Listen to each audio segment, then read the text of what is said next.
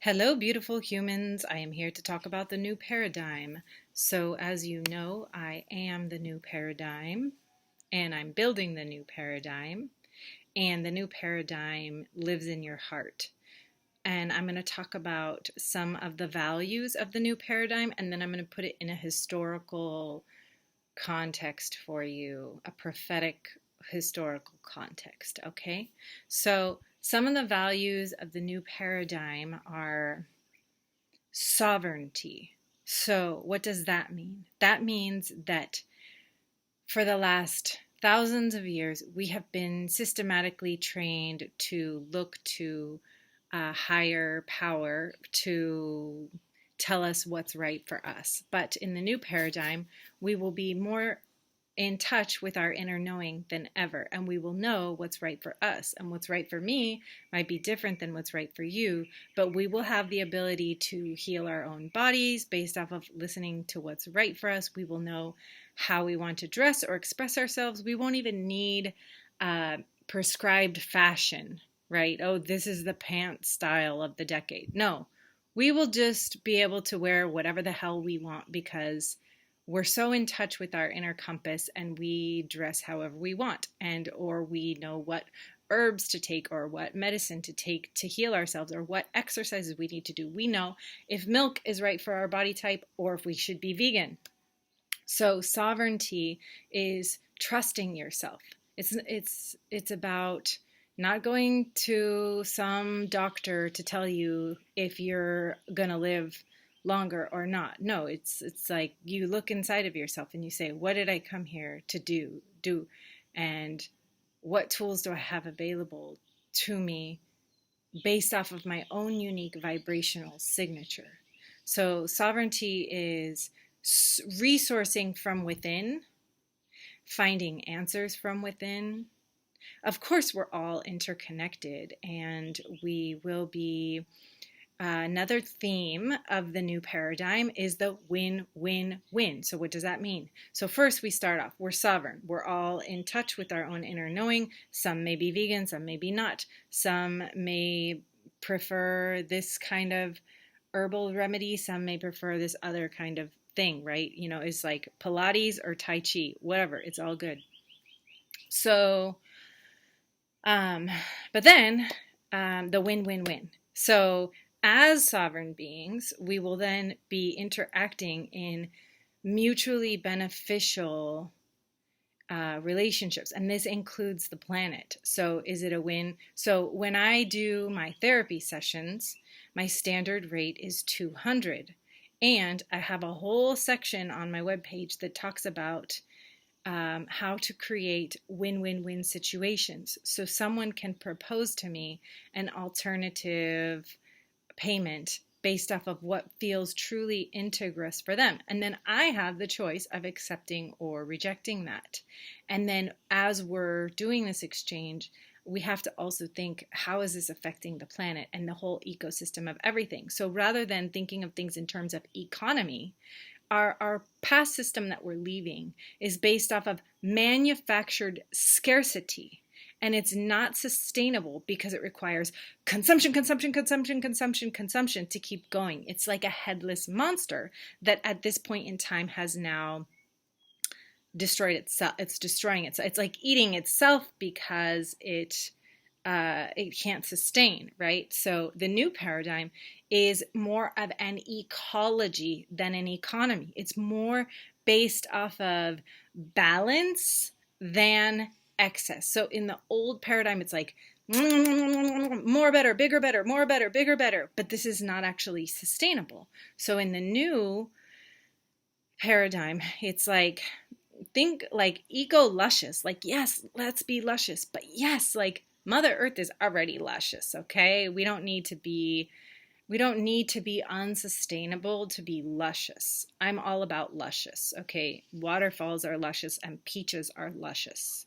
So let's be luscious, but we're striving for balance and harmony. And that, in the long run, creates more happiness, because how many super wealthy people do you know who are not actually happy, right? So when we have interactions that are actually mutually beneficial, right? Or how many people do you know who like resent their landlord or resent their boss, right? So in the new paradigm, we're going to be creating exchanges and interactions that are mutually beneficial for all parties involved and always remembering the earth. Okay. So we have sovereignty, we have win-win-win. Oh, and then consent. So consent is kind of tied in with these. So for consent, it's like, okay, I'm sourcing from within and I would like to create a win-win with you, and you propose me something and it doesn't feel like a win-win for me. So I say no, and you have to respect that. Now, this will be playing out in a new way. You'll see with parents and kids. Like a parent wants to hug the kid or kiss the kid, or a parent wants to like make the kid go to a certain school. This will be less in the new paradigm, because the new paradigm will be honoring the sovereignty of each soul, the specific soul vibration and soul path of each being. And we will have to respect the consent even of the children. And this is fascinating for me. This really, I noticed when this shift happened in the collective consciousness, because I've been salsa dancing forever. And there was a point in the salsa clubs where there would sometimes be like dudes that would just dance too close, or they would like put their hand in the wrong spot or something, like a little too low on the hip or something, and I would feel really uncomfortable.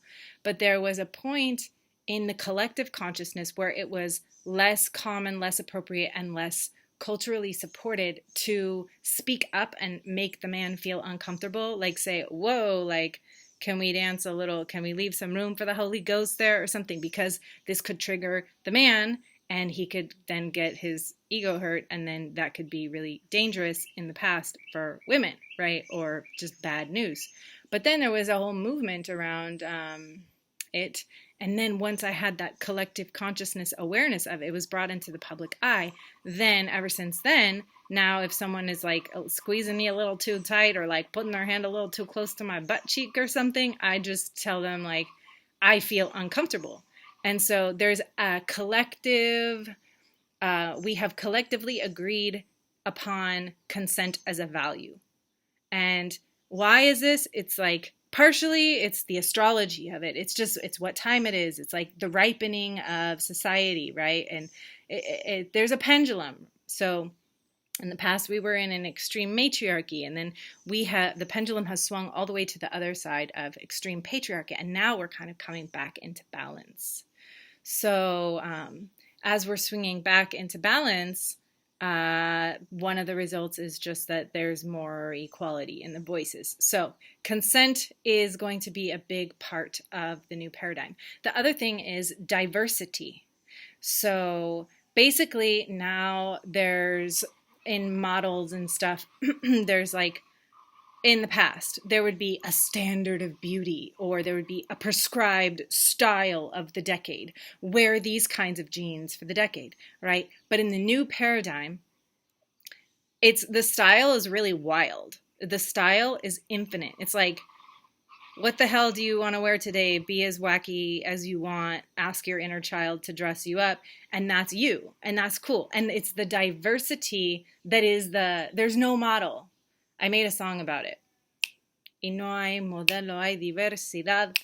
So it's like, instead of having models of like some like fixed standard of beauty, what the sexy thing is going to be is like, you are sexy. You're sexy with your fro. You're sexy with your blonde hair. You're sexy with your red hair. You're sexy with your thick body. You're sexy with your slender body. And some cultures are already pretty good at this, although we could all do better at completely loving ourselves, skin and hair and all. The light's really weird, sorry. I'll put my face really close. So I'm saying diversity. Yeah. So it's like, we will be able to love and accept ourselves way more. So as the internet has been around for more than 20 years now, like, we're not being top down funneled, like force fed one kind of prescribed thing. Now it's really easy. Like, any old person can go make a YouTube video and find their following. So diversity instead of model will be the new paradigm. Okay. And then the other thing is that miracles are becoming normal. And the way to achieve a miracle, well, there's a bunch of steps to learning how to do miracles, but you surround yourself with people who believe in miracles. So what's happening, and we're at the very early stages of this. I mean, my grandmas and stuff, they were already helping the pendulum swing back, but it's like, it's not just about like matriarchy or patriarchy or anything. This is a whole other thing, and it's beyond us. It's like, this would be happening whether or not we were even trying to be making it happen. Like, this is my life's purpose. My life's purpose is to be the new paradigm, to hold the codes of the new paradigm, and to create the new paradigm, to speak about the new paradigm, to dream about it, to be it, to live it, you know? But even if I wasn't here, it would still be going on without me, you know, because this is the direction of the momentum of the direction that consciousness wants to go. So, okay, miracles are possible. So what we're doing now at this time in history is that we're spiraling up together. I'll show you. Spiraling up together. So you want to hang out with people who reflect your best. So you come with the precious dream in your heart and you share it with them. And you want someone who's going to say, I see how that's possible. Or, I see challenges, but let's look for the solutions. Let me help you, you know, or you got this, or of course, or I trust it's going to work out. So you want to be hanging out with people who spiral up, okay? And we're spiraling up together. And Dr. Joe Dispenza has done a lot of really good work bridging the science of spirituality and the science of miracles. So basically, there's a whole world of like other energies, other beings and stuff that we can't see, right? And we just don't have like, oh, I have this chart that shows what we can see. I don't have it here. Okay.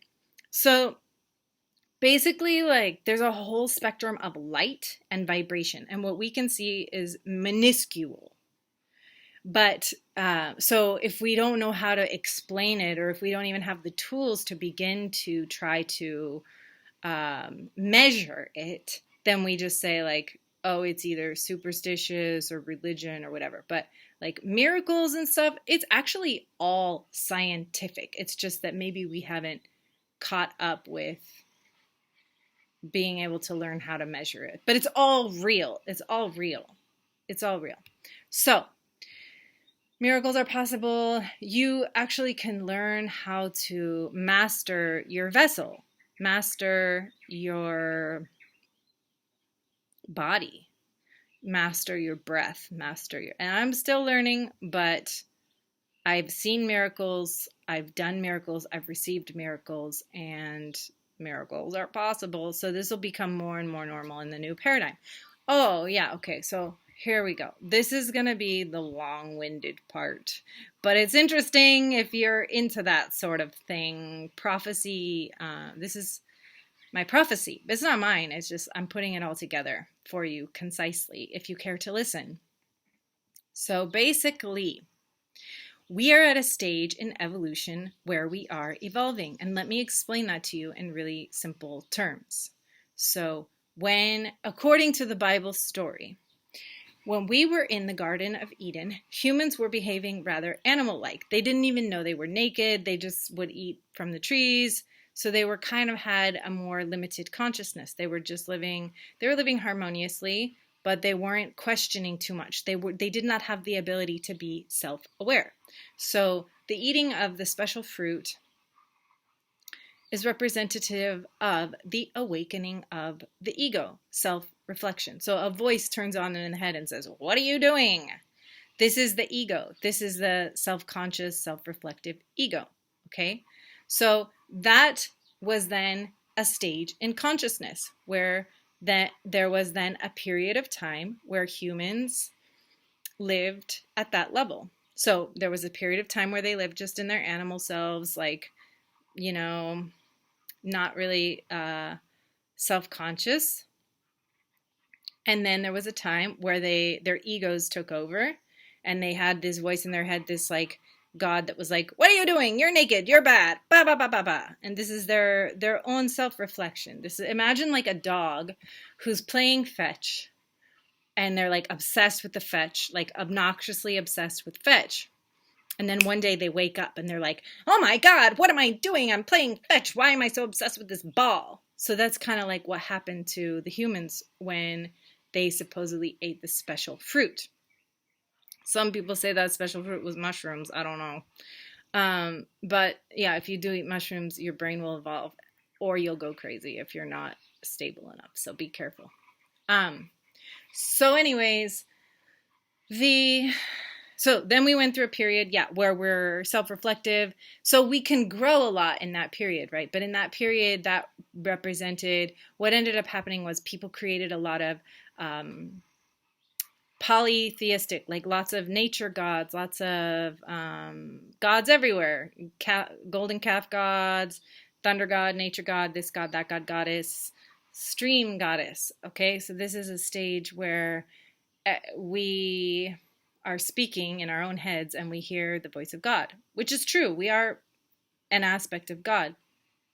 Okay, so then the next stage, dun dun dun, Moses gets a download from, he goes to the mountain, he gets this download. What if I put something like this? This is kind of annoying. Let's see, how can I, right. Yeah, maybe if I put something here, then this will, let me see if this works. No,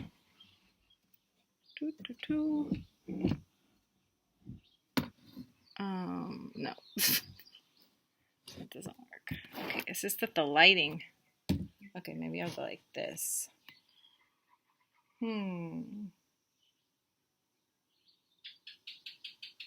Okay, well, the light's weird, but bear with me.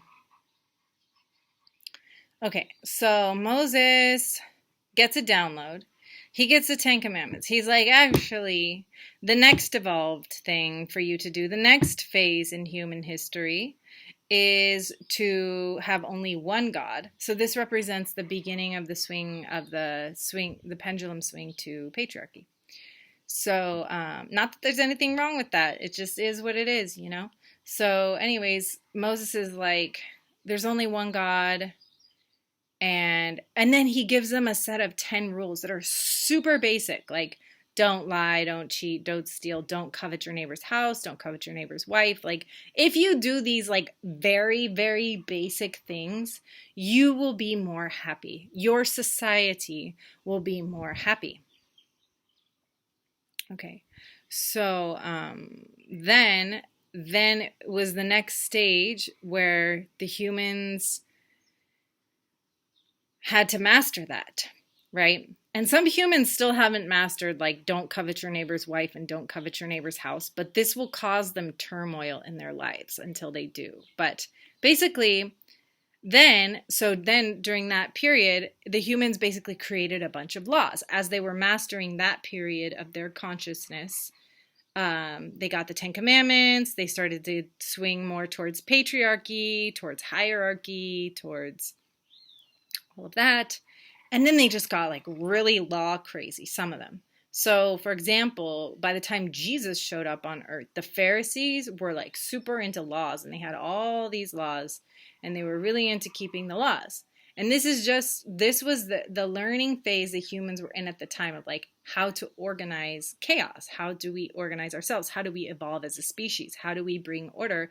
And how do we ensure our survival as a species given whatever sort of resources we're working with at this time and space? So this varies, of course, for different tribes or different communities throughout the world. But I'm just speaking of this specific time and space of this Jewish mythology history. So yeah, so there was all kinds of rules. And then Jesus comes, but he's like way ahead of his time, and people are not ready for it. So he's like, oh, yeah, all these rules are great, but there's actually a better way, a more evolved way. And the more evolved way is just to love. Just love. So they were like, what do you mean just love? If we just love, everything will fall apart. Ah, we must kill you. He was like healing people on the Sabbath. He was like, Sabbath, whatever. Let's just love. Let's see. We can heal people anytime. Who cares about the rules? So humans still needed to go through another 2,000 years of practicing and mastering those rules. And like I said, some people still haven't gotten the, like, don't covet your neighbor's house, don't covet your neighbor's wife, like, don't lie, don't cheat, don't steal. Those are basic things that, like, the humans haven't even really mastered those yet, okay? But now the next phase of human evolution is to move into this age of Aquarius, Christ consciousness, next stage, a new paradigm, new earth, heaven on earth. These are all different names for what we're going into, what we're beginning. And what that is really just about love. And what it's going to look like, and there's going to be rainbow tribes. So this has been prophesied by the Hopis, were the ones who talked about the rainbow people. And we are rainbow people. So in the past, there would be a specific tribe all around the world. If you're in Ireland, you're in a tribe. If you're in Mexico, you're in a tribe. If you're in Hungary, you're in a tribe, okay? So back in the day, there would be tribes, and no matter where you were, and we would have to, based off of whatever resources we have. Okay, we have an abundance of water, but we don't have good soil, or whatever it is. Like, we have good soil, but it's dry. Or we have super, super hot climate, but we have a lot of meat. But, like, the meat goes bad fast in hot climate without refrigeration. So, like, you kill something and then you have to, like, eat it right away. Whatever the circumstances are. So each tribe all around the world came up with their own rules based on whatever resources they had. So, like, for them, it would be like, oh, that is sacrilege to not share the meat with your neighbor, because for them it would go bad immediately. Whereas in other places they could freeze it because it had ice. So it wouldn't be. Then they would just save it all year, and that would be what they do. Whereas in one place you would have to have a feast because it would go bad because it was tropical. In another place you would save it for the whole year. Okay? So we as tribes, as multicolored tribes around the world, we would just come up with a strict set of rules, and we would end up calling it religion. This would be our religion, our law, our religion, all of that, our culture, and we would just come up with some agreed upon rules as to what we decided would be the best way for our species, our tribe, to survive in those circumstances. Okay, so now we're in this new time period where there was this kind of like dystopian last couple decades, at least in my opinion, where there was all this mixing and all this uprooting, and people are all uprooted from their roots, and like we don't remember the ways of the ancestors and all these things. Like, you know, I'm Irish and Scandinavian and Spanish and then a mix, and it's like, what do I know about all that? I mean, I've studied some, but I don't know that much. So, about my ancestral ways, and I know some, but... So, anyways, now we mixed up, we uprooted, we disconnected, we intermarried, and now we're a rainbow people. So, this is just the beginning. Like, what I'm talking about is just a drop of sand. It's just a grain of sand in the enormous history. This goes in cycles also. This is not like the end all be all. Like, this has happened before. The whole cycle of like evolution, devolution has happened before. This just happens to be where we are right now. So I try not to take myself too seriously, because in this lifetime I'm here for the new paradigm, but in the next lifetime I'm going to be having some other mission. Who knows? My mission might be to destroy this paradigm in the future. Maybe that will be my mission. But in this lifetime, it is my mission to create the new paradigm. So, Okay. We got the rainbow tribe. We're all uprooted from our roots. Some people remember their roots, some, but they're still contaminated by colonialism, capitalism, modernism, consumerism, etc. But so now we are reconvening, and now we have new needs. Now we have needs of conserving water. Now we have needs of reconciling a diverse set of values. Now we have a diverse set of dietary needs, even. One rainbow tribe may have different dietary needs within it based off of whatever the ancestors developed as their dietary habits. So, okay, so, but we also have as a tool technology. We have the internet, we have skill sharing, we have things like that. So we are creating a new chapter in history with the values that Jesus said, like, oh, forget all those rules, just love your neighbor as yourself. But we're also dealing with more diversity. Like I said, different people in one tribe now, one rainbow tribe may have different dietary needs or whatever, may have different hair, different everything, skin needs. So that's why one of the values of the new paradigm is diversity. It's like, yeah, you do you, boo-boo. That is a value. Whereas before, like, if you stood out too much in many tribes, like, you would get beaten down. But that is not the case anymore. And let's see. So I'm not going to get into the part about AI because it's part of the prophecy, but it's like the next chapter.